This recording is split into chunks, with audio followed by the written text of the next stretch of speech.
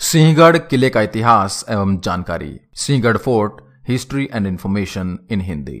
सिंहगढ़ का किला महाराष्ट्र के प्रसिद्ध किलों में से एक है, जो कि पुणे शहर से लगभग 30 किलोमीटर दक्षिण पश्चिम स्थित है। इस किले की उपलब्ध जानकारी से पता चलता है कि यह किला 2000 साल पहले बनाया गया था। कहा जाता है कि इसी किले की पराजय के बाद शुरू हुआ था मराठा साम्राज्य का पतन। सिंहगढ़ किले को मराठा साम्राज्य की शान के रूप में जाना जाता है। मराठा साम्राज्य के लिए यह किला कई कारणों से महत्वपूर्ण था। यह किला पहले कोंढाणा के नाम से जाना जाता था। दंत कथाओं के अनुसार यहां पर प्राचीन काल में कौंडिन्य अथवा श्रृंगी ऋषि का आश्रम था। इतिहासकारों का विचार है कि महाराष्ट्र के यादवों या शिलाहार नरेशों में से किसी ने कोंढाणा के किले को बनवाया था। मोहम्मद तुगलक के समय में यह नागनायक नामक राजा के अधिकार में था। इसने तुगलक का 8 मास तक सामना किया था। इसके पश्चात अहमदनगर के संस्थापक मलिक अहमद का यहां पर कब्जा रहा और तत्पश्चात बीजापुर के सुल्तान का भी। शिवाजी के पिता मराठा नेता शाहजी भोंसले, जो इब्राहिम आदिल शाह एक के सेनापति थे, उन्हें पुणे क्षेत्र का नियंत्रण सौंपा गया था। लेकिन छत्रपति शिवाजी महाराज को आदिल शाह के सामने झुकना मंजूर नहीं था, इसलिए उन्होंने स्वराज्य की स्थापना करने का निर्णय लिया और आदिल शाह के सरदार सिद्दी अंबर को अपने अधीन कर कोंढाणा किले को अपने स्वराज्य में शामिल कर लिया। लेकिन 1649 में शाहजी महाराज को आदिल शाह के कैद से छुड़ाने के लिए उन्हें इस किले को आदिल शाह को सौंपना पड़ा। इस किले ने 1662, 1663 और 1665 में मुगलों के हमलों को देखा। पुरंदर के माध्यम से 1665 में किला मुगल सेना प्रमुख मिर्जा राजे जयसिंह के हाथों में चला गया। शिवाजी के सरदार तानाजी मालुसरे और उनके सैनिकों ने लड़ाई कर किले पर फिर से कब्जा कर लिया। इस लड़ाई में तानाजी वीरगति को प्राप्त हुए। तानाजी को श्रद्धांजलि देने के लिए शिवाजी महाराज ने इस किले का नाम सिंहगढ़ रखा। संभाजी महाराज की मृत्यु के बाद मुगलों ने किले पर पुनः नियंत्रण प्राप्त कर लिया।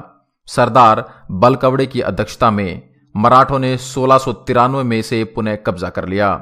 छत्रपति राजाराम ने सतारा पर एक मोगल छापे के दौरान इस किले में शरण ली, लेकिन 3 मार्च 1700 ईस्वी पूर्व पर सिंहगढ़ किले में उसका निधन हो गया। 1703 में औरंगजेब ने किले को जीत लिया, लेकिन 1706 में यह किला एक बार फिर मराठा के हाथों में चला गया।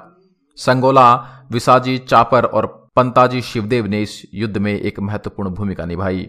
2 मार्च 1818 में पेशवाओं को हराकर अंग्रेजों ने पुनः सिंहगढ़ किले पर कब्जा जमाया था।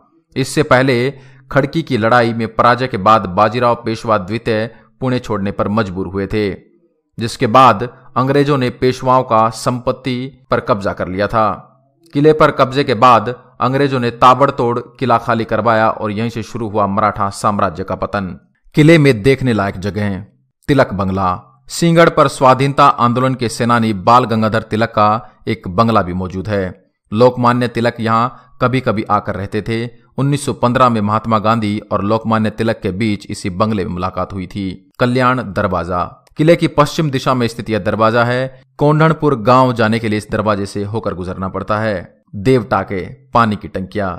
तानाजी स्मारक के पास पानी की 2 टंकियां बनी हुई हैं। इन टंकियों के पानी का इस्तेमाल पीने के लिए होता है। महात्मा गांधी जब भी पुणे आते वह इन टंकियों का पानी जरूर मंगवाते थे। उदयभान राठौड़ का स्मारक। कल्याण दरवाजे की पिछली वाली पहाड़ी पर मुगलों के किलाधिकारी उदयभान राठौड़ की स्मारक मौजूद है। राजाराम स्मारक। छत्रपति राजाराम महाराज की समाधि भी यहां मौजूद है। राजाराम महाराज का 30 वर्ष की उम्र में 2 मार्च 1700 को निधन हो गया था। सिंहगढ़ किला पुणे के कई निवासियों के लिए एक लोकप्रिय पर्यटन स्थल है। किला तानाजी के लिए एक स्मारक के साथ साथ राजाराम छत्रपति की कब्र के रूप में भी स्थित है। पर्यटक सैन्य अस्तबल, एक शराब की भट्टी और देवी काली का मंदिर। मंदिर के दाहिनी और हनुमान प्रतिमा के साथ साथ ऐतिहासिक गेट देख सकते हैं। कैसे जाएं? सिंहगढ़ आज देश और विदेश के सैलानियों के लिए पसंद बना हुआ है। महाराष्ट्र जाने के लिए देश के अन्य हिस्सों से ट्रेन, जहाज, बसें उपलब्ध हैं। पुणे से सावरगेट से सिंहगढ़ जाने के लिए बस की सुविधा है। आप कार से भी किले तक जा सकते हैं। आशा करता हूं यह जानकारी भरा वीडियो आपको पसंद आया होगा। देश और दुनिया की अन्य खबरों के लिए आप हमारे चैनल को लाइक करें, शेयर करें एंड सब्सक्राइब करें। धन्यवाद।